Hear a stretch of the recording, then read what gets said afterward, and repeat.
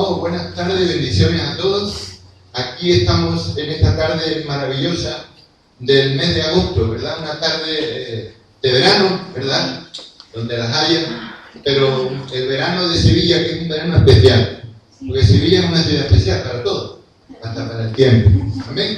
Así que damos gracias al Señor por esta oportunidad y vamos a traer hoy una palabra que tiene que ver con la unidad, con el poder y la fuerza de la unidad, ¿verdad? Esa es la palabra que el Señor ha puesto en nuestro corazón, pero es una palabra que está, que vamos a seguir trayendo, porque en la Casa Apostólica, en la maratónica, usted sabe que ahora mismo en Radio Emanuel tenemos la maratónica del 1 al 8 de agosto, es la palabra de dirección, la palabra, la línea de predicación que vamos a tener en estos 8 días de maratónica, es la unidad, la fuerza de la unidad, ¿verdad? Así que nosotros vamos a seguir en la línea de la palabra para que podamos trabajar con un cuerpo unido, ¿no? Que no andamos cada uno con una línea, sino que vamos a seguir la línea que marcan los padres.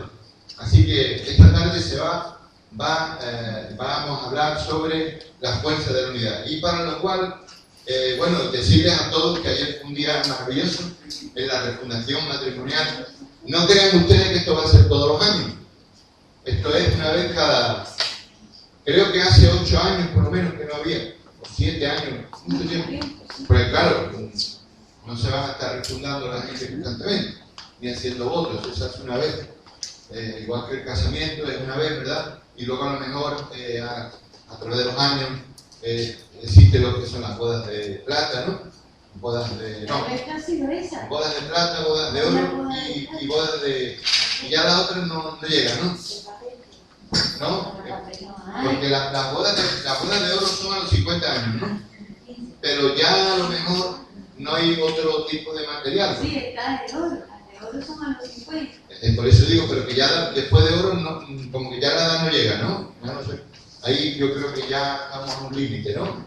Pero bueno, para los que tenemos vida eterna, ¿verdad? Yo tengo una buena noticia. Usted va a poder celebrar allí una boda, que esa sí que va a ser la mejor boda de su vida, ¿verdad? Mejor que la de aquí. La de aquí es también linda, porque usted sabe que después de una boda viene una luna de miel. Por eso la pastora y yo tendríamos que irnos de luna de miel. Porque acabamos de volver a casarnos, ¿verdad? Una luna de miel, o sea, miel de la luna, mirando la luna y tomando miel. Así que los que ya se han casado alguna vez o una vez, espero que solo una, ya ustedes saben lo que es eso, ¿no? No, oiga, no puedo creerlo, ni siquiera unos días, ni unas escapaditas. Sí, pues entonces tiene pendiente eso. Eso tiene que cumplir el propósito, si no, se le queda ahí esa asignatura pendiente, tiene que, de alguna manera, tiene que cubrirle esa etapa, ¿verdad?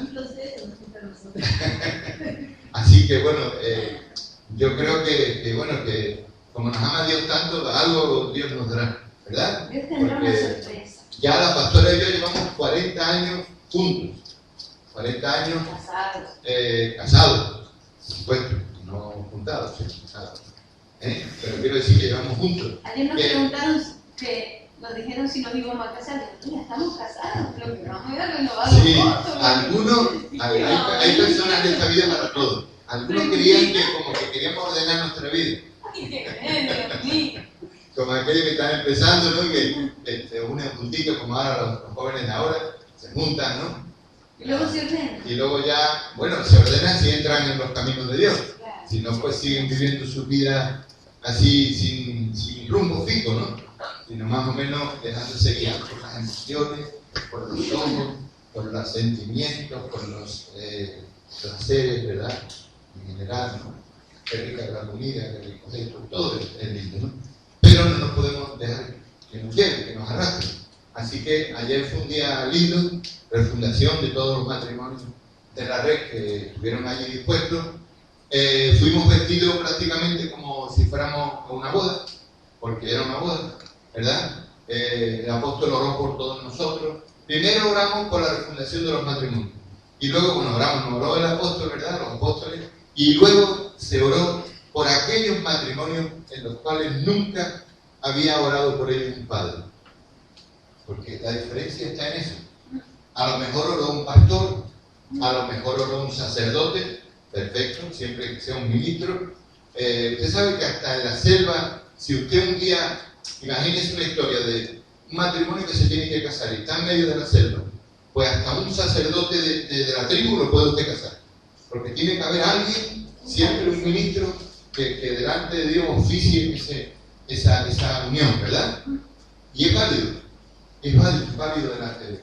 Pero lo que yo estoy tratando de decirle, lo importante es que sea un padre el que los bendiga. Esa es la diferencia. Porque pastores hay muchos, ¿verdad? Hay muchos sacerdotes, hay de todo. Presbítero también le llaman, ¿verdad? Presbítero. Suena un poco, pero se llama así. Y es bíblico, ¿no? Hay una palabra, hay obispo, todo eso existe, ¿no? En la palabra, nosotros no creemos en esas palabras porque están en la Biblia. O sea, lo que pasa es que hoy no se nombran obispos, no se nombran, porque no es uno de los 5 ministerios. Más bien un obispo sería un responsable de una zona.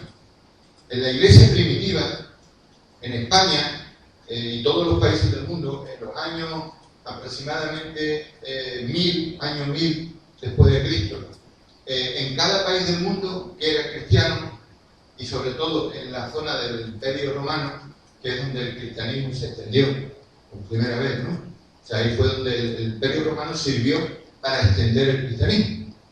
Primero lo persiguió, pero cuando ya Constantino I, bueno, no quiero meter mucho en la historia, Constantino I el Grande, ¿verdad? Él, digamos, legalizó el cristianismo, pues a partir de ahí, ¿qué ocurrió? Que ya todo el Imperio Romano se extendió el cristianismo a todo lugar, porque ya era legal, ¿verdad?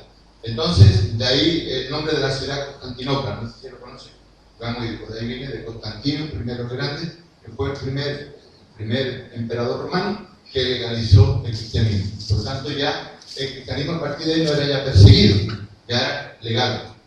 Entonces ocurrió de que estábamos diciendo esto por el hecho de que cada país tenía un obispo.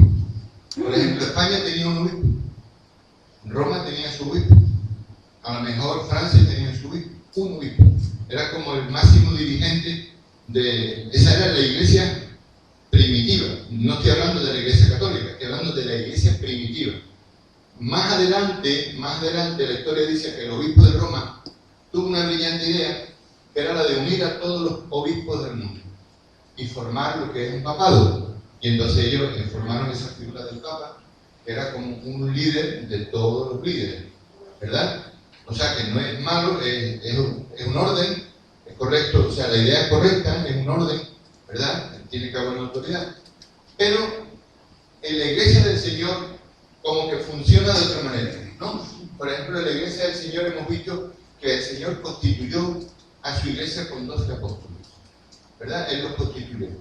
Ahí el Señor estableció el orden y estableció lo que es la autoridad de la iglesia. Los que iban a gobernar, el gobierno de la iglesia, lo estableció en la figura de los apóstoles, que es uno de los 5 ministerios, como usted ya sabe. Por lo tanto, ese es el primer ministerio que se tiene que, restaurar completamente. Porque ese ministerio ha sido muy dañado, como muchos otros. Ha habido un desorden en la iglesia, se ha enfatizado. A mí la palabra énfasis no me gusta, porque veo que hay muchos cristianos en el mundo que hablan mucho del énfasis. Me encanta esa palabra, para los evangélicos sobre todo. Yo no hablo de otros cristianos, hablo de los evangélicos, del mundo evangélico. Nosotros hacemos el énfasis en la palabra, nosotros hacemos el énfasis en los dones, nosotros hacemos el énfasis en el día de reposo. Vamos a ver, amados, les amamos, los bendecimos en el nombre de Jesús. Toda la palabra es verdad. No hay un énfasis en una cosa o en otra. Toda la palabra, dice la palabra, la suma de sus palabras son la verdad. ¿Cómo podemos vivir de énfasis? No, nosotros no voy a nombrar ninguna denominación, ni voy a nombrar, porque no es el tema, ninguna denominación, ni ninguna corriente, digamos, evangélica, que las hay. ya en los tiempos de Lutero, cuando vino el protestantismo, que empezó con Lutero, ¿verdad? Salieron muchas corrientes. Muchas, usted lo puede leer por la historia, no vamos a entrar en ello porque sería largo. Pero hay muchas corrientes que creíamos todo lo mismo, pero había unas que tenían un énfasis. Unos creían en la predestinación, otros no. Otros creían en la salvación por fe, otros decían que era por obra. O sea, fíjense, entonces eso ¿qué nos muestra eso? Nos muestra ya que desde los tiempos antiguos no había una unidad en el pueblo de Dios. Entonces, al no haber unidad, hay un dicho muy famoso en el mundo que dice: la unión o la unidad hace la fuerza. Y es verdad, eso es correcto. Tanto en el plano, digamos, natural, como en el plano espiritual, en los dos planos. En los dos ámbitos, la unidad hace la fuerza. ¿Y qué es lo contrario de la fuerza? La debilidad. Entonces, ¿por qué hoy tenemos lo que tenemos? Tenemos una iglesia que está debilitada. Está debilitada porque cada una va con su énfasis, ¿verdad? Y no es tu énfasis ni el mío, querido hermano. Es toda la palabra, es la visión. Pero claro, ¿sabe por qué ocurrió eso? Ocurrió porque al no haber gobierno en la iglesia, al no estar los apóstoles, y ahí haríamos una llave y diríamos apóstoles verdaderos y falsos apóstoles. O sea, estamos hablando de los verdaderos, O sea, no estamos hablando de los que son falsos. Porque en todos los ámbitos de la vida hay siempre lo que es verdadero y lo que es falso. Porque el mismo Señor nos habla siempre usando esa palabra, verdaderamente, lo verdadero. Porque cuando dice esa palabra, está diciendo que hay otro que no es verdadero. ¿Verdad? Si no, directamente diría los apóstoles, punto. Pero esos apóstoles verdaderos de los cuales esta tarde estamos hablando, no estamos hablando de los otros, pero sí es verdad que como iglesia del Señor tenemos que discernir lo que no es verdadero. Porque si no vamos a estar dando vueltas en círculo y no vamos a avanzar. Porque cuando usted sabe que cuando se da vueltas en círculo no se avanza. Está siempre en el mismo sitio. Y ya no digamos a nivel personal, pasa lo mismo. De que a veces vemos que nuestra vida no avanza. Siempre acabamos en los mismos sitios. Y de verdad se lo digo, eso es prácticamente mayoría en el pueblo de Dios. Es mayoría, ¿no? Que no me venga nadie diciendo que Él no da vuelta. Porque en alguna área de nuestra vida, posiblemente todos estemos dando vueltas. Pero tenemos que descubrirlo.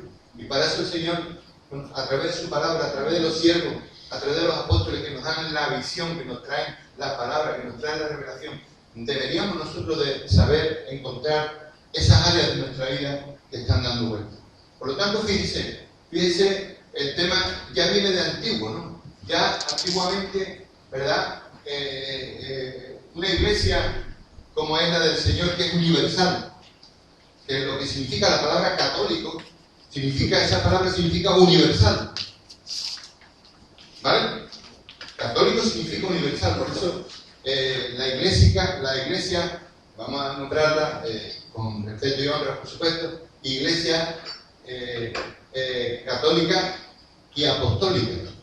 Es correcto ese nombre, porque es iglesia del Señor, es católica porque es universal y es apostólica. O sea, pero claro, no puede una iglesia tomar ¿cómo le diría yo? Sí, decir, bueno, nosotros somos la iglesia católica apostólica. La iglesia católica apostólica somos todos.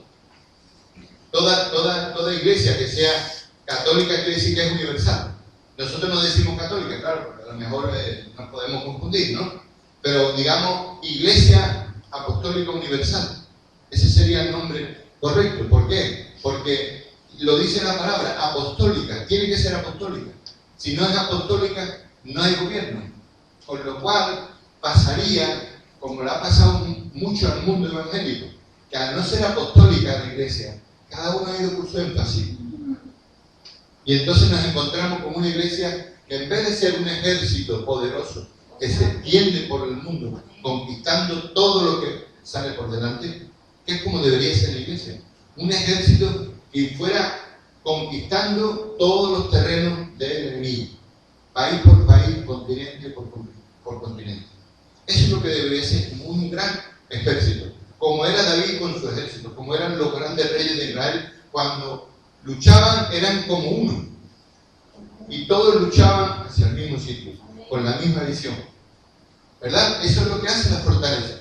Por tanto, eso es lo que estamos, esa línea de palabras la que estamos tratando de esta tarde compartir con ustedes, y es la línea que se está predicando en la casa central, la casa apostólica, en Radio Emmanuel.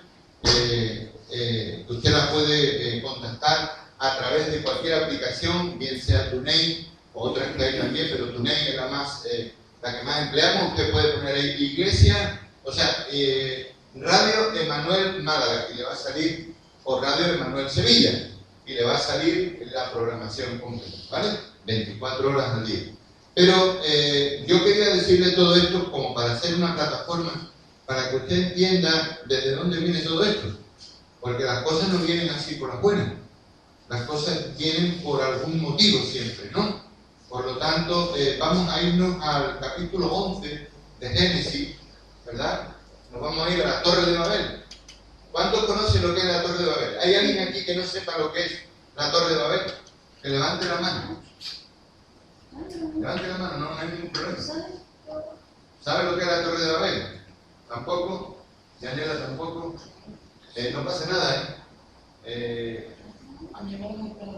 La Torre de Babel sí sabe, pero sí lo ha leído, ¿no?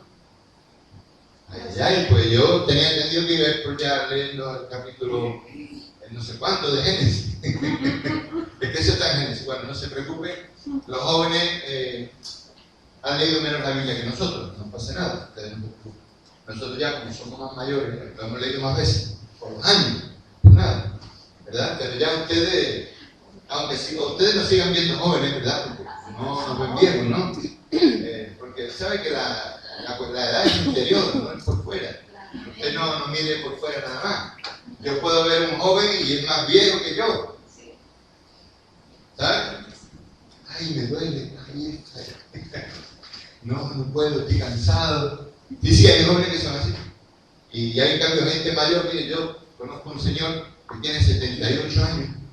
78. Y cuando salimos a hacer deporte, si hacemos 74 kilómetros, lo hace también. Y puede incluso ir hasta más rápido que yo.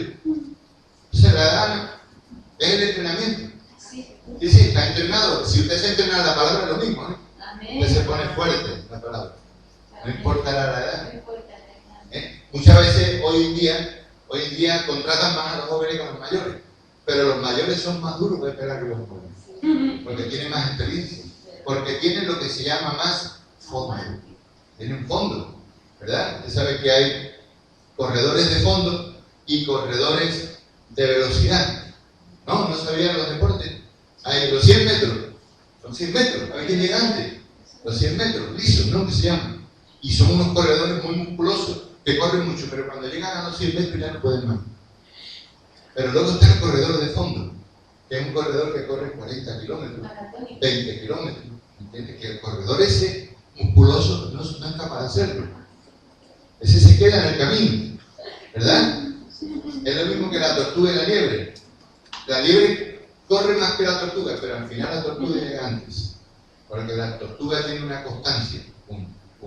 Da su paso, y al final la tortuga llega, y a lo mejor la liebre se queda en el camino. El fondo, ser corredor de fondo, ¿verdad? Vámonos a la Torre de Babel, capítulo 11 de Génesis, y ya los jóvenes no se preocupen que vamos a explicar lo que es la Torre de Babel. Bueno, se lo va a explicar la palabra, la Biblia, ¿verdad? Pero quédense con esa palabra porque ustedes deben de saber lo que es la Torre de Babel. Son cosas muy puntuales en la Biblia, y yo sé que hoy no dan, en los colegios no enseñan la historia sagrada. Cuando yo era más joven, cuando era más jovencito, vamos a decir eso, o niño, ¿no? Se daba lo que se llamaba la historia sagrada. Y ahí le daban a uno toda la historia desde Adán y Eva. Y sí, yo eso lo he vivido en los colegios de España. Colegio público, historia sagrada. Estaba la prehistoria y estaba la historia. La prehistoria era esa parte, donde el mundo fue creado por Dios. Dios creó todos los animales, todo lo que hay en la tierra, ¿verdad? y también existía la parte de los dinosaurios y toda esa historia que hubo antes de la creación, que es una creación anterior, ¿no? Que luego fueron extinguidos, ¿verdad? Se extinguieron y luego vino la historia, ¿verdad? Que ya la marca, realmente el hombre se basó en la Biblia, porque el hombre, aunque no lo quiera reconocer, se basa mucho en la Biblia. Los mismos científicos. El calendario está sacado de la Biblia. Se han apoyado en la Biblia. ¿Me entienden? Las estaciones, lo que son los planetas, todo eso está en la Biblia. Está todo escrito en la Biblia. Por tanto, el hombre, más que inventar, descubre, ¿no?, lo que ya está inventado, según el Eclesiastés, ¿no?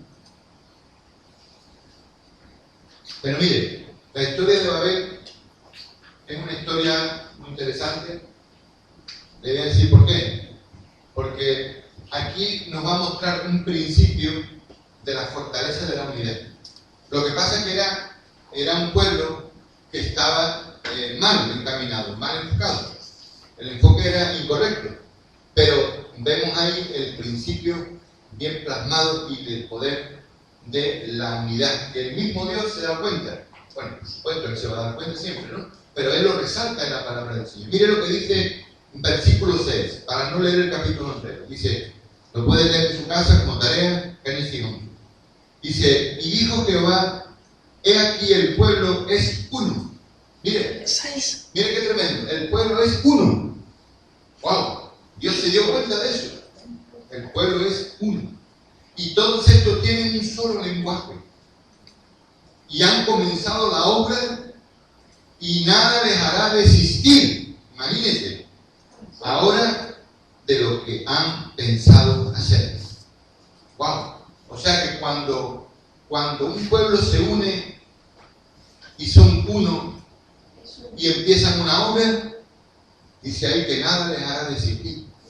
Porque ellos mismos verán la fuerza, verán la fortaleza, verán que se puede conseguir entre todos. O sea, si usted se ve luchando solo, no es lo mismo que si usted se ve con gente a su lado. ¿Sí o no? ¿Cómo va a ser lo mismo? Si usted ve que tiene unas personas a su lado luchando, usted dice, wow, esto lo vamos a conseguir. Pero si usted está solo, o viene un día lo dejan, otro día, imagínate que es una empresa, y viene un día a trabajar, otro día no viene, oiga, al final tiene que decirle, tengo que hacer el despido, ¿no? Porque esto no, si no vamos a llegar a ningún lado. Pero cuando usted tiene gente a su lado que son fieles en su negocio, usted monta un negocio y los empleados fallan nunca, y ahí están, y cumpliendo, y los tiene usted que echar. Qué lindo sería eso. Váyase ya, no, es que me falta un poquito de tarea, pero ya cumplió la hora, no, pero la tengo que terminar. Bueno, eso sería extraordinario, ¿verdad? Así, bueno, irían las cosas mucho mejor. Pero bueno, fíjense qué tremendo. Y dice que ahora pues, en el versículo 7, descendamos y confundamos allí su lengua para que ninguno entienda el habla de su compañero. Por eso Babel significa confusión de lenguas, ¿verdad? Hoy en día nosotros tenemos un Babel en la tierra. Babel sigue existiendo. Imagínense, Europa, un continente tan pequeñito, pero no por eso débil, sino un continente muy poderoso económicamente, donde prácticamente sale todo, porque se sabe que Norteamérica es una isla de Europa. Norteamérica salió de Europa, Australia salió de Europa, Canadá salió de Europa. Estos son islas de Europa, ¿verdad? Toda esa cultura se llevó allí, ¿no? Todo ese poderío. Pero fíjense el problema. En la Comunidad Europea tenemos 25 miembros, 25 lenguas. ¿Cómo se puede entender ahí? Claro, estas organizaciones lo que hacen es poner un idioma, como el inglés, que es un idioma que se habla en todo el mundo. Han puesto un idioma porque han visto que o hay un idioma que lo sepamos todos o no lo vamos a entender. Es una confusión. Imagínense que se ponen a hablar con un chino, con un japonés, no se entera de nada. Y si han visto alguna vez la película de la Biblia, está simpático porque empiezan a hablar unos con otros allí en medio de la torre, cuando ya Dios abortó su plan, cuando Dios ya dijo, se aborta este plan, porque querían llegar hasta el cielo en la torre, para enfrentarse a Dios, ¿no? Imagínense lo mal que estaban, ¿no? Ellos querían llegar, ellos pensaban que con la torre sí podían llegar hasta el cielo, hasta donde estaba Dios, y allí decirle, aquí estamos, hemos llegado hasta donde tú estás. te vamos a combatir a ti. Entonces dijo Dios, bueno, Dios se arreglía, pero dijo Dios, mira, vamos a hacer algo. Dios no los mató, ni Dios los ejecutó, ni nada, pero les envió un plan, que era la confusión. Fueron confundidos, porque Dios muchas veces hace eso. Dios manda confusión a la vida de la gente. Cuando ya no puede hacer nada más por ellos, llega la confusión. Y aquí Babel significa confusión. Europa, el mundo entero, lleno de lenguas por todos lados. Más lenguas hay. Si usted supiera la cantidad de lenguas que hay, porque conocemos las más conocidas, el francés, el inglés. Luego hay los países en la Oceanía, una cantidad de lenguas nativas de los pueblos que todavía viven en la selva, bueno, una cantidad de lenguas. Imagínense qué confusión. Pero qué tremendo, ¿no? Si imagínense que todos habláramos la misma lengua, variaría mucho la cosa, ¿eh? Si todos los países hablaran una sola lengua, ¡wow! Entonces Dios, que es sabio, inmensamente sabio, y pues esto hay que dividirlo, porque si no esto va a ser, el pueblo, el mundo va a ir a la perdición, se van a alejar cada vez más de mí, van a creer que son fuertes, y no van a desistir. ¿Por qué? Porque se van a sentir fuertes, se van a sentir que son uno, que están unidos, y no va a haber manera de parar esto. Y entonces Dios les envía esa confusión de la región. Busque la NTV si la tenemos. ¿La tenemos en la NTV? Sí, pero en el versículo 6. No la tenemos en el Antiguo Testamento. Hay que descargarla. ¿Alguien tiene la NTV a mano? A ver. En el móvil. Yo tampoco la tengo en el Antiguo Testamento. Yo sí. Yo no móvil, pero... Bueno, búsquemela, yo la tengo en el móvil también. Búsquemela en NTV. Luego, no sabe ponerla. lo tiene que poner el micrófono para que salga también la grabación. Claro, venga, cuando ya lo tengan eso me lo dicen, ¿vale? Carla ya lo tiene. Génesis 11:7, ¿no? Tráigamela ahora porque 11:6. 11:6, ¿vale? Cuando ya lo tengan me dice, ¿vale? Y ya yo checo lo que... Ok, ¿no? Estamos en Génesis 11:6 y 7, de la versión Nueva Traducción Viviente, NTV. Dice así la palabra del Señor: y dijo, miren, la gente está unida y todos hablan el mismo idioma. Después de esto, nada de lo que se propongan hacer les será imposible. Wow, imagínense que Dios se dé cuenta de eso. Nada de lo que se propongan hacer. Esto quiere decir que si hablamos, por ejemplo, del matrimonio, o hablamos de un equipo, o hablamos de un grupo de personas, si están unidos, ¿qué dice aquí Dios? Nada será imposible. Conseguirán todo. Es importante la unidad. Que no ande cada uno. No, yo pienso.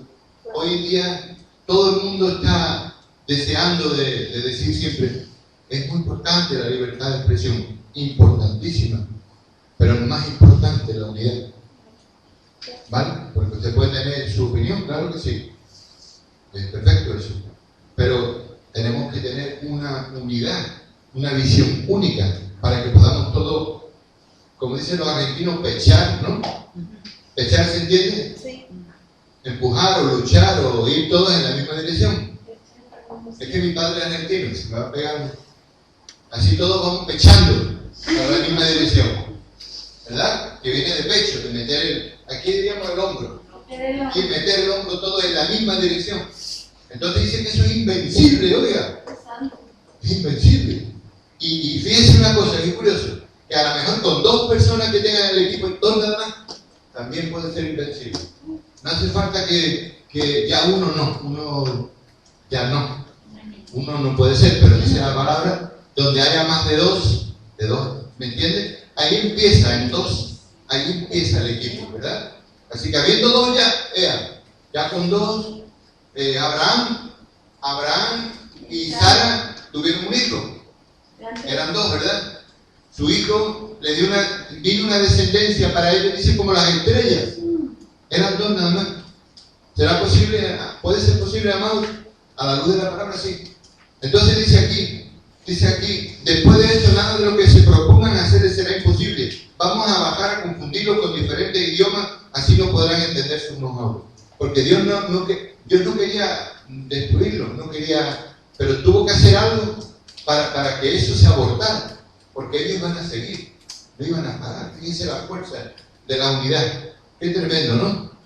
Así que yo quería hablarles de la unidad, pero ya no estamos entendiendo mucho, porque tenemos la Santa Cena, pero yo creo que vale la pena. En vez de 100 versículos que traía, si por lo menos podemos tocar 50 o 60, ya hemos tocado uno, ¿no? O dos. Ya 58, no hay problema, ¿verdad? Vámonos a Efesios, vámonos ahora al otro lado del Nuevo Testamento de la Biblia, ¿verdad? ¿Cuántos se saben los libros de la Biblia? A ver, una mano. ¿También sabe alguna? Cristian. ¿Y los adultos? Miguel. Usted también, ¿no? La pastora. Hombre, Eduardo, levante la botella, lo que sea. ¿Efesios qué? Claro, hombre, nos tenemos que saber los libros. Porque si no, ¿cómo los buscamos? ¿Verdad? ¿Y cuántos libros son? 66. 66. No son 666, para no equivocarnos. 66. No le pongan. Cuidado con eso, ¿no? En un 6 más cambia la cosa. Pero ¿sabe una cosa sobre el 666? Que no es todo tan literal. ¿Sabe una cosa? Son 3 números, ¿no? Espíritu, alma y cuerpo. Pero de eso vamos a hablar otro día, ¿eh? De eso vamos a hablar otro día. Y le dejo eso para que ustedes ya lo vayan un poquito, ¿no? Vayan preparando. Pero en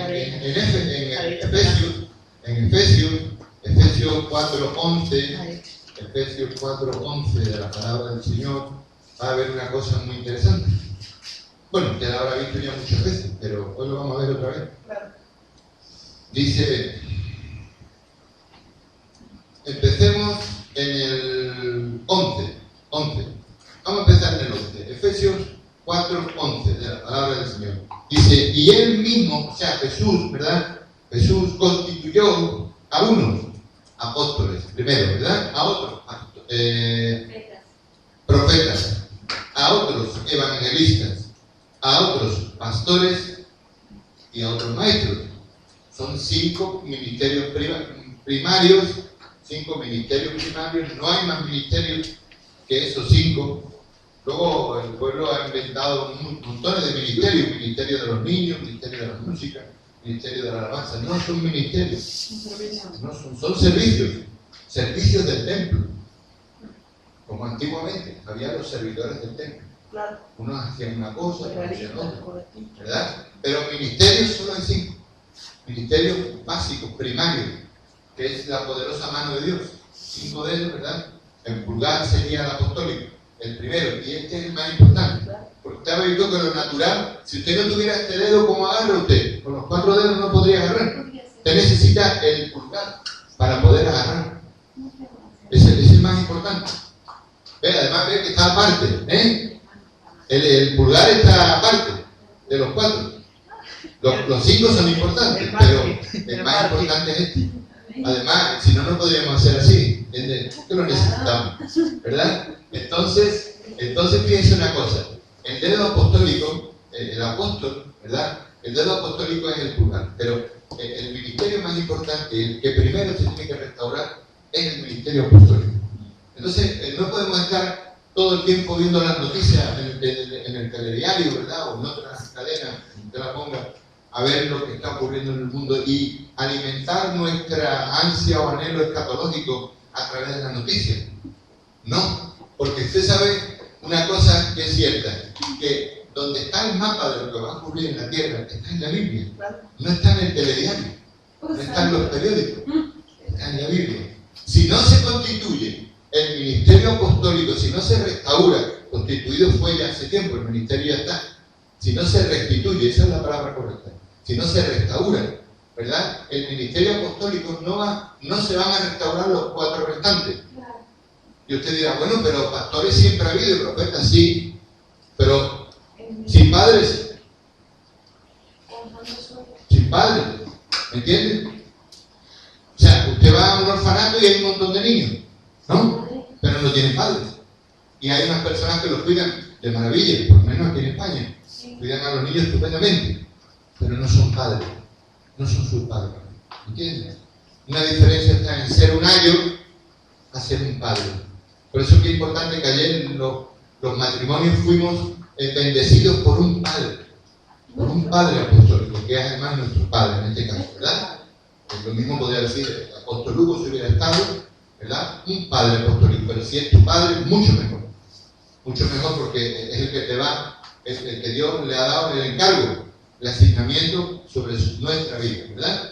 Por lo tanto, ahí estamos viendo la importancia del ministerio apostólico para que sea restituido, restaurado, y los demás se puedan restaurar también. Pero se pueden restaurar ¿cómo? Bajo la línea de unos padres. Tanto el profeta, como el evangelista, como el maestro, que son tres ministerios de riego, no son ministerios de engendramiento, no engendran ellos riegan con la palabra del Señor y son además muy importantes, ¿verdad? Muy importantes, pero no son ministerios de engendramiento, no tienen básicamente el ministerio de ser padres, pero luego pueden ser llevados a ser padres también, porque es verdad que el ministerio del pastorado que tanto se ha extendido en el mundo es muy necesario, porque es el que cuida de un rebaño, es el que cuida de un grupo de personas, y luego muchos profetas a lo mejor llegan luego también a ser pastores. Con el tiempo, con la madurez, Dios le encarga a Dios el trabajo de ser pastores también, y evangelistas y todo, cualquiera de los tres ministerios que hemos dicho antes. Pero es diferente cuando está todo eso funcionando, pero no hay apóstoles. Y luego ahora tenemos un problema, que está en Apocalipsis, porque Apocalipsis es un libro que habla del fin del mundo, que habla de los últimos tiempos. Y todo lo que está escrito ahí tenemos que tenerlo muy en cuenta. Y tenemos que ver lo que nos rodea y ver si se está cumpliendo o no. Y ahí habla de que hay apóstoles que son falsos también. Y tenemos que saber discernir la iglesia cuáles son los apóstoles falsos y los profetas falsos y los falsos pastores. ¿Hay falsedad en todo? Amado, yo te dirá, ¿en la iglesia también? Sí. En todos los ámbitos de la vida hay factores incorrectos y factores correctos. Siempre. En todas partes. Es más, existe una iglesia paralela que está dentro de la iglesia. Y es paralela. Y es antagónica a los designios de Dios. Y en cambio está dentro de la iglesia. Y es paralela. ¿Verdad? Entonces, mire, los frutos y la calidad no se miden por la cantidad. Lo ideal es que esta iglesia hoy estuviera llena, por lo menos casi llena. Pero bueno, no vamos a entrar en por qué o no vamos a entrar en eso.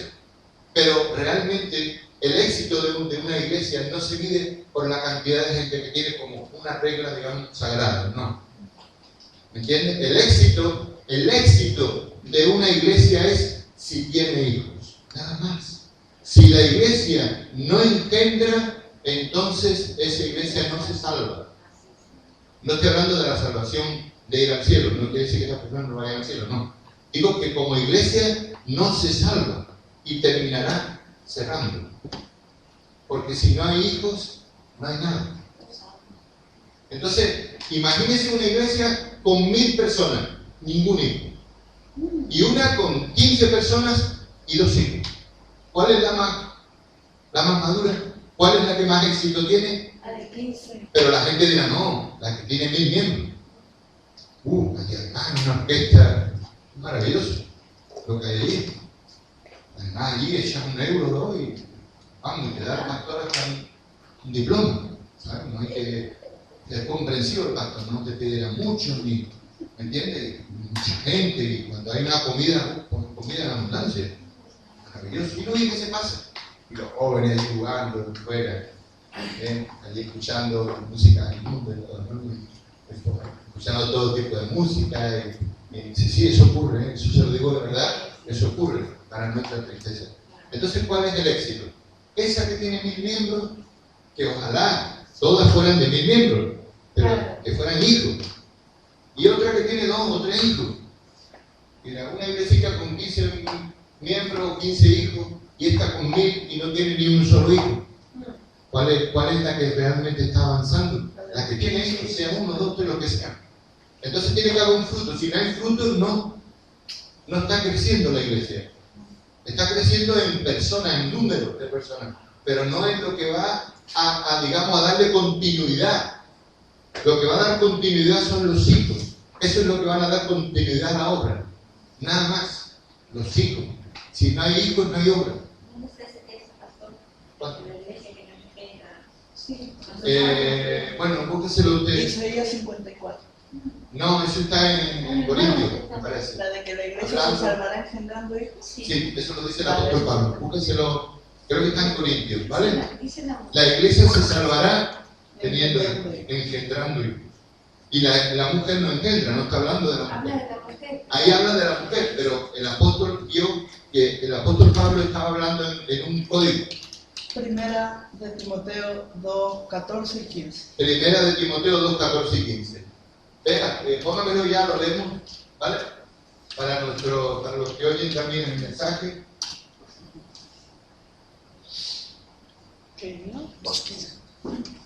Primera de Timoteo, ¿no? Sí, 2, ya. 14 y 15. 14 y 15. 14 y 15. Dice,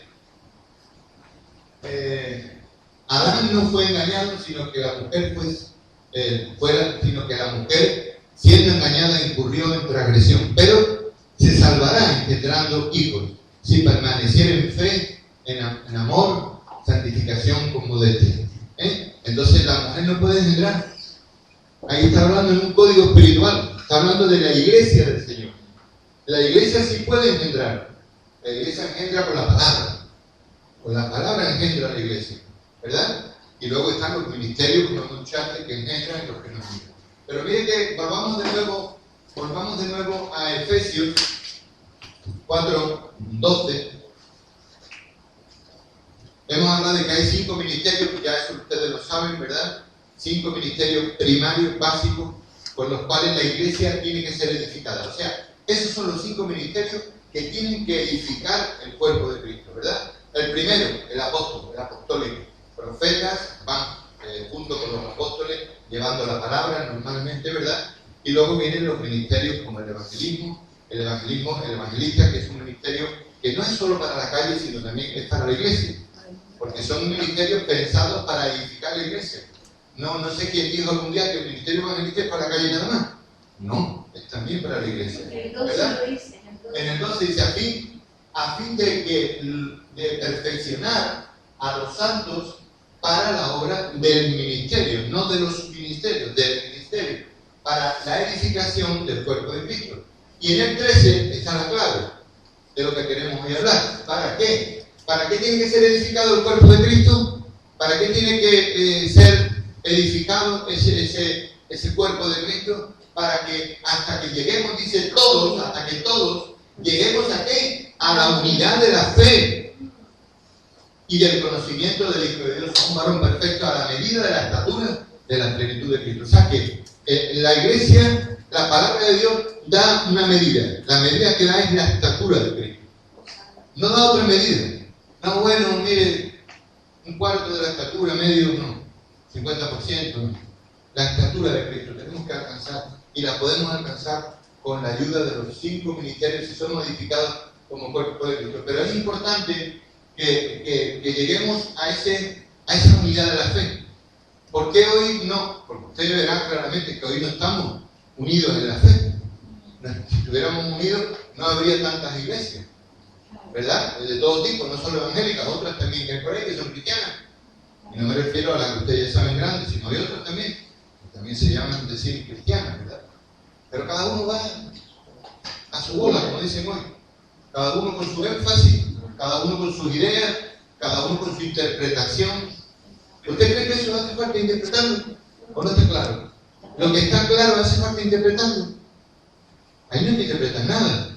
Ahí dice claramente, hasta que todos lleguemos a la unidad de la fe. ¿Por qué? Porque en la unidad está la fuerza, en la unidad está el poder, ¿verdad? O sea, ahí es donde tenemos que llegar. Por eso, Dios, que es tan inmensamente sabio, se dio cuenta cuando vio al pueblo de Babel, que estaban llegando a una determinación, todos juntos como uno, Y dice, esto no es que los pares, sigue, vamos, hasta que lo consigan. No lo iban a conseguir, por supuesto, porque Dios no lo hubiera permitido. Pero fíjense la importancia, hoy en día no tenemos esta unidad.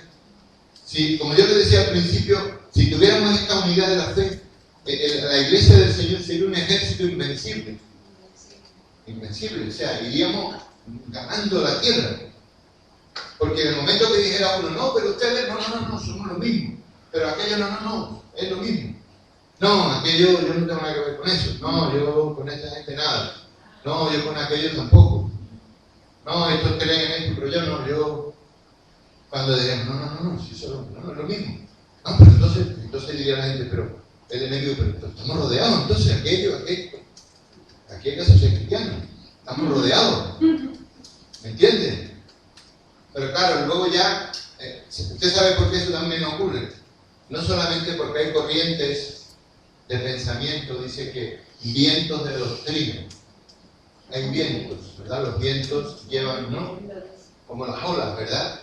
Llevan a la gente, pero hay algo que nos mantendría unidos, que si todos estuviéramos realmente apoyados sobre la misma roca, ¿verdad? Apoyados en la roca, ahí no habría sombra de duda, pero hay otras cosas, hay otros apoyos que no son de Dios, ¿verdad? Pero por eso está la iglesia así y somos, para nuestra tristeza, somos débiles, como cuerpo en general, ¿no? Pero yo le digo una cosa, que el Señor está comprometido en conseguir esa iglesia, y la va a conseguir. Pero claro, a lo mejor hay gente que cree estar y no va a estar. Pero yo le digo de verdad que el Señor va a conseguir una iglesia, va a ser una, ¿sabes? Y el que no quiera entrar en esa, se va a quedar afuera, como pasó con el arca de Noé. En el arca de Noé se reían, todos se burlaban, todos criticaban a Noé, pero cuando llegó el diluvio, se quedaron fuera, se cerró la puerta.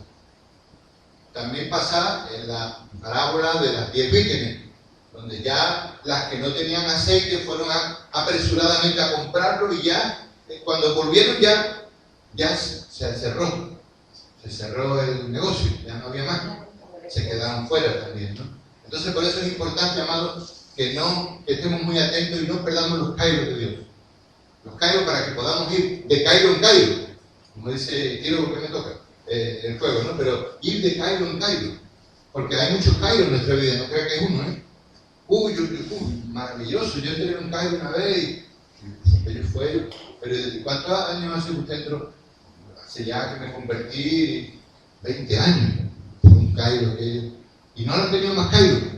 No, ya después de aquello ya entré, pero nada más que hay uno, el de la salvación. Y ya el hombre se siente feliz de que ya entró un día en un Cairo. Y ahí se quedó. Cuando Dios nos va a demandar un Cairo constantemente, hermano. Todo el año.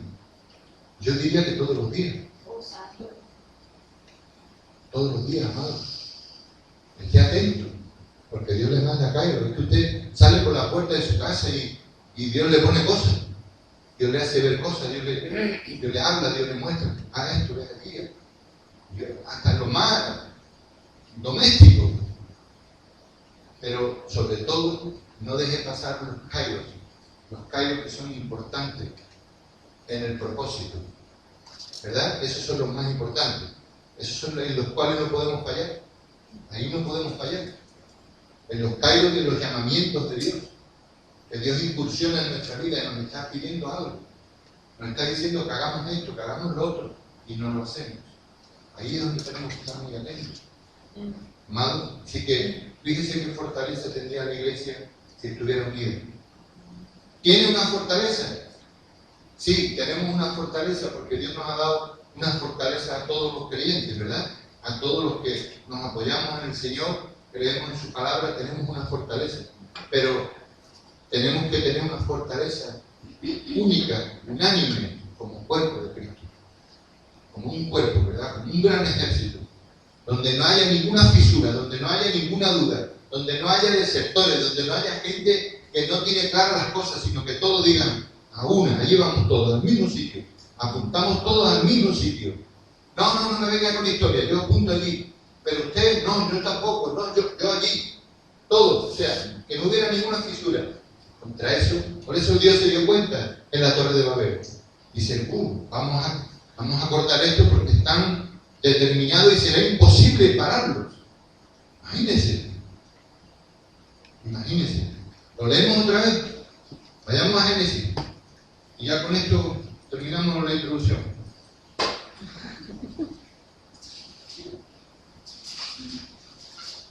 No, le estoy hablando en serio. Estamos en la introducción todavía, ¿eh? No, ya se va a dar cuenta. No, además, como hoy es temprano, no hay problema, ¿no?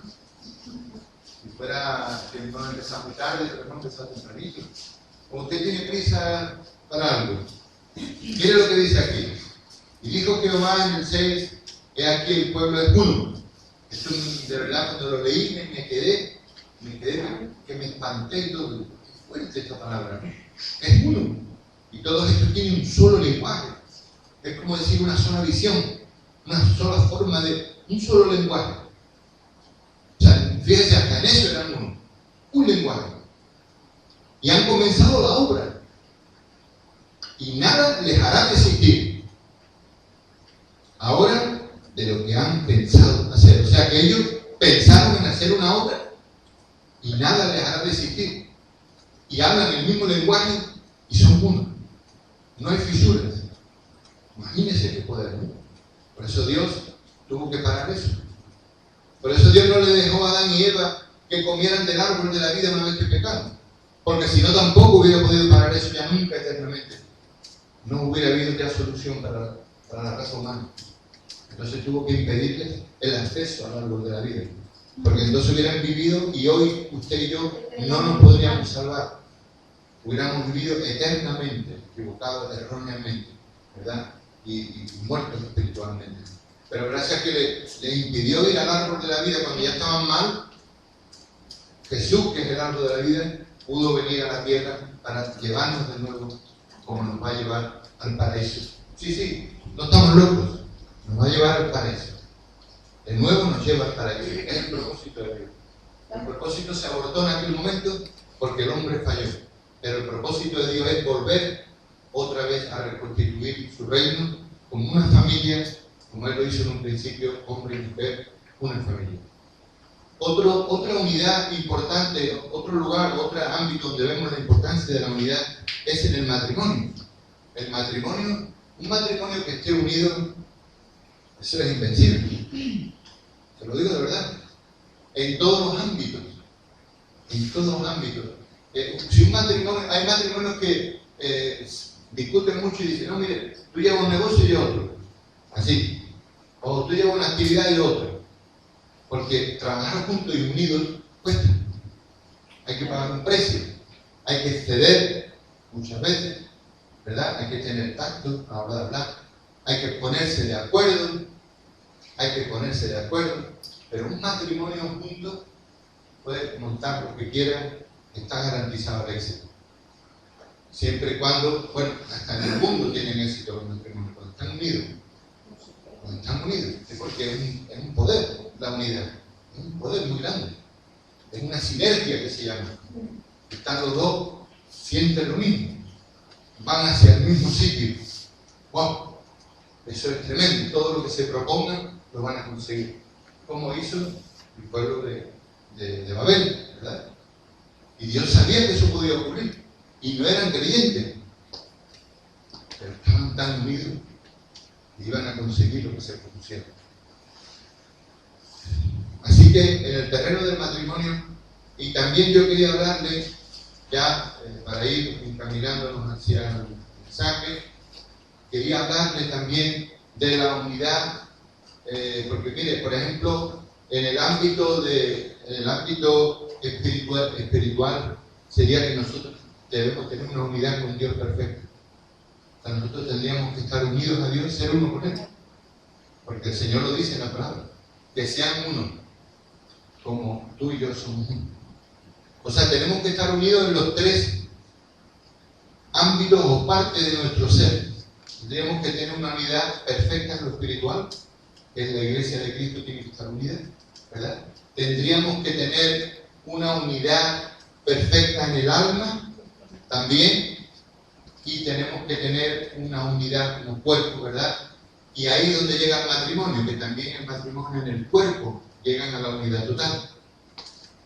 ¿Comprende? Se unen y llegan a lo máximo de la unidad, que es hasta el cuerpo también, ¿verdad? Pero en el alma tenemos que estar unidos a los padres. Esa es la clave. Tenemos el primer padre, que es nuestro Padre del Espíritu, y ahí tenemos que tener con él una unidad perfecta, pero en el alma tenemos que tener a alguien a quien unirnos, a la esposa o al marido y a los padres del alma.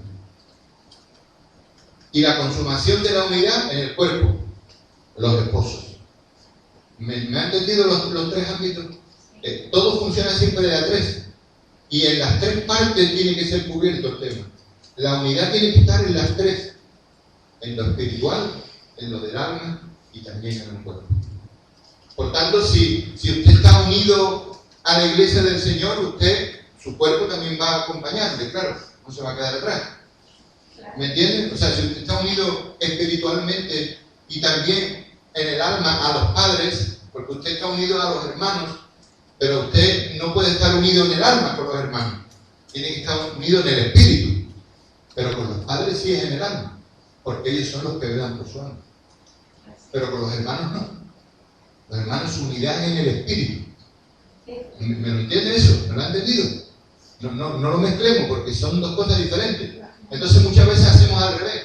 No estamos unidos al Señor, al Padre, y si en cambio estamos unidos para abrir nuestro corazón y nuestra alma a un hermano, cuando eso no vale para nada. Eso lo tiene que hacer con un padre, que es el único que le va a ayudar, que el otro le va a escuchar, y al final dirá, bueno, que Dios le bendiga. Incluso le darán mal consejo. Incluso le dará un consejo que no será el correcto. Por eso tenemos que estar unidos en todos los ámbitos, ¿verdad? En las tres partes en las cuales nuestro ser ha sido creado. Y con el matrimonio y la consumación también en el cuerpo, cuando se une el matrimonio, la unidad total. Pero si ese matrimonio o esa pareja no tiene la unidad con Dios, que es la más importante, por eso aquello de amistad, compromiso y pacto, la primera parte, la amistad, es en lo espiritual, para que luego el alma y el cuerpo vayan bien. Entonces, ¿qué ocurre? La gente se casa simplemente por el alma, porque se ha enamorado de alguien, se ha vuelto loco por él o por ella, se ciega, no ve nada más que ve a esa persona, su alma está funcionando al 100%, su corazón se le va a salir. ¿Me entiendes? No hay nadie más que esa persona en este momento. Pero Dios, ¿dónde está? ¿Dónde está la unidad del Espíritu? Sabemos que eso al final no va a dar resultado. Y me remito a las estadísticas. Usted sabe cómo está la sociedad. Hoy los matrimonios, bueno, si se puede llamar matrimonio, porque muchos ya ni se casan, se unen simplemente, como hacen las criaturas del campo, se unen, ¿verdad? Entonces no podemos llegar a ese desorden. El hombre no se une, se debe de casar, se debe de comprometer, tiene que tener un compromiso y un pacto con la otra persona, ¿verdad? Entonces, ¿qué ocurre? Que hoy pues ya vemos que no duran nada, porque el orden está transversado, el orden no está correcto. Hacen lo que es, primero lo hacen, no lo hacen, y lo que es tercero lo hacen antes que lo segundo incluso, y me refiero al cuerpo, ¿verdad? Está todo cambiado, está todo, entonces eso no va a funcionar, más tarde o más temprano, y luego vemos que pobrecitos se separan, a lo mejor queda un niño por ahí, a lo mejor, no, es que no la llevamos bien, voy a probar con otra o con otro, ¿entiendes? Y esto no es cuestión de probar, la prueba la tiene usted en el tiempo de amistad, ahí es donde tiene que probar, pero sin tocar las otras dos cosas de momento. Amén. Vayamos entonces terminando. Vamos a hacer la Santa Cena esta noche, ¿verdad? Yo quiero leerles, ¿verdad? Muy importante. Usted sabe que cuando ocurrió en la historia de José, usted sabe que es un poco larga, no la vamos a leer entera, pero usted sabe que una de las pruebas que le puso José cuando ellos van a por el grano a Egipto es que él metió una copa en uno de los sacos. ¿A quién se la puso la copa? Benjamín. A Benjamín. No se la puso a los otros. Y era una copa de plata. Y era una copa que es la que usaba José. No era una copa cualquiera. No era, bueno, dele aquella misma, que ella está ahí. No, es un ejemplo. Mira. Dele aquella copa, dele aquella otra. No. Dele mi copa. Y póngala en el saco de grano. ¿Verdad? ¿Qué le estaba diciendo? ¿Qué estaba mostrando José? Le estaba mostrando, con este es con quien yo tengo pacto. Usted sabe que el Señor se reunió con los 12 apóstoles. Y había muchos discípulos que le seguían. Y había ya muchos hombres que en una ocasión envió a 70 a predicar el Evangelio. ¿Verdad? Envió a 70. Había muchos discípulos, pero solamente se reunió con 12. Y esto nos habla de intimidad. Pacto tiene mucho que ver con la intimidad. No se le da la copa a cualquiera. La copa no es para cualquiera. Tiene que haber un pacto, ¿verdad? Por eso el Señor, cuando levanta su copa en la Santa Cena, la levanta en la intimidad con los 12 apóstoles. Amén. Pónganse de pie que vamos a empezar este tiempo pendiente que llega ahora de la Santa Cena. A mí me gusta siempre leer en 1 de Corintios, ¿verdad? Qué importante la Santa Cena, ¿verdad? Qué importante la unidad. Quiero que ustedes escuchen unos versículos que les voy a leer de la palabra del Señor en Juan 5, mientras van preparando, ¿verdad?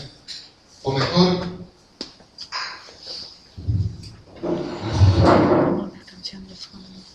Juan 5, sí, vamos a leer un poquito de Juan 5. Alabado sea el nombre del Señor. Sí. Gracias, Señor. Bueno, vamos a leer Juan 8. Vamos a cambiar a Juan 8. Juan 8, versículo 12. Dice, otra vez Jesús les habló diciendo, yo soy la luz del mundo. El que me sigue no andará en tinieblas, sino que tendrá la luz de la vida.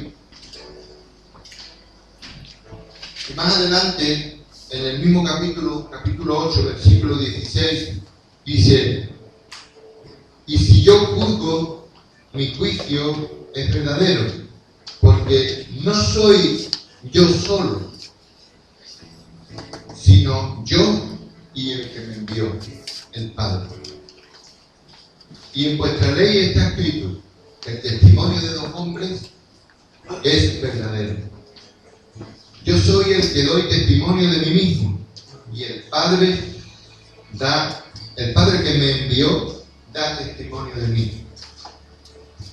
Ellos le dijeron, ¿dónde está tu Padre? Respondió Jesús, ni a mí me conocéis, ni a mi Padre. Si a mí me conocieseis, también a mi Padre conoceríais. Estas palabras habló Jesús en el lugar de las ofrendas, enseñando en el templo, y nadie le prendió porque aún no había llegado su hora. Qué tremendo, ¿no? O sea, el Señor ahí está hablando de que Él no habla por su cuenta, no habla Él solo, sino que habla lo que el Padre le envió a hablar, lo que el Padre le mostró, ¿verdad? Tremendo. Así que quiero leerle también otros versículos que nos van a ayudar a entender más y más qué es lo que Jesús nos quiso mostrar, ¿verdad?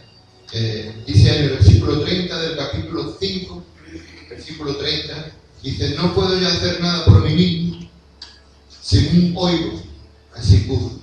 Y mi juicio es justo, porque no busco mi voluntad, sino la voluntad del que me envió, la del Padre. Si doy testimonio acerca de mí mismo, mi testimonio no es verdadero. Otro es el que da testimonio acerca de mí. Y sé que el testimonio que da de mí es verdadero. Y en el 36 dice, mas yo tengo mayor testimonio que el de Juan, porque las obras que el Padre me dio para que cumpliese, las mismas obras que yo hago, dan testimonio de mí, que el Padre me ha enviado. También el Padre que me envió, ha dado testimonio de mí. Nunca habéis oído su voz, ni habéis visto su aspecto, ni tenéis su palabra morando en vosotros, porque a quien Él envió, vosotros no creéis. Yo he venido, versículo 43, yo he venido en nombre de mi Padre y no me recibís. Si otro viniera en su propio nombre, a ese recibiríais. Es tremendo, ¿no? Como el Señor ya estaba dándole a los apóstoles, le estaba hablando a los apóstoles, ¿verdad? Estaba dando la visión de la unidad, la visión de la unidad que Él sostenía con su Padre, ¿no? Y vamos a 1 Corintios, donde yo quiero leer varios versículos sobre lo que es la Santa Cena, ¿verdad? Para que todos los que hoy aquí están, ¿verdad?, puedan tener claramente saber la importancia, ¿no?, de que la Santa Cena es para aquellos que han recibido a Cristo, para aquellos que son salvos. Pero también la Santa Cena uno tiene que saber discernirla, ¿verdad? Para no entrar en problemas, en conflictos con Dios. Porque nuestro caminar tiene que ser correcto, ¿verdad? No podemos tomar la Santa Cena así nomás. La puede tomar todo el mundo que tenga a Jesús como su Salvador. Pero tenemos que discernir algo. Yo lo quiero leer, siempre me gusta, para que nunca tomemos nadie la Santa Cena indignamente. Siempre me gusta leerlo para que nadie pueda decir nunca que no se le leyó.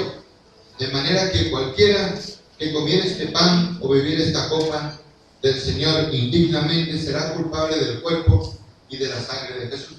O sea que si alguien come y bebe el cuerpo y el vino y la sangre de Jesús indignamente, él es culpable de la muerte del Señor también. Fíjense que tremendo, ¿no? La diferencia que puede haber de una manera a la otra. Una diferencia abismal. Por tanto, pruébese cada uno a sí mismo y coma así del pan y beba de la copa. Porque el que come y bebe indignamente sin discernir el cuerpo del Señor, juicio come y bebe para sí. Por lo cual hay muchos enfermos, debilitados, ¿verdad? Debilitados entre vosotros y muchos duermen, o sea, mueren, ¿verdad? Entonces por eso vemos a lo largo del mundo una iglesia en general con mucha gente enferma, con mucha gente que muere repentinamente, con muchas cosas porque no se le ha dado la seriedad, la importancia y la profundidad que tiene la Santa Cena, hermanos. La Santa Cena no es algo, no es un rito, no es algo que se hace rutinariamente, sino es algo que tiene que mostrar el Espíritu Santo cuánto en el momento que hacerlo. Y tenemos que tomar el pan y el vino dignamente para que no seamos partícipes de estas juicios que pueden venir sobre nuestra vida y que podamos enfermar o que podamos incluso dormir. Tenemos que discernir bien el cuerpo y la sangre de Jesucristo. Así que examinémonos a nosotros mismos, dice, y así no seríamos juzgados. Mas si siendo juzgados, somos castigados por el Señor para que no seamos condenados por el mundo.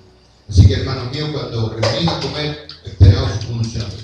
Amén. Bueno, pues cierren sus ojos, vamos a estar orando por el pan y el vino. Ya les digo, todos los que tienen, todos los que son salvos y han recibido al Señor, pueden tomar la Santa Cena. Todos, ¿verdad? Todo el que haya, y si tiene usted algo por lo cual arrepentirse delante del Señor, ahora cierre sus ojos, no esté atento, no mire a nadie, cierre sus ojos. Y si usted tiene que pedir al Señor perdón por algo y ordenar algo en su vida, hágalo en este momento.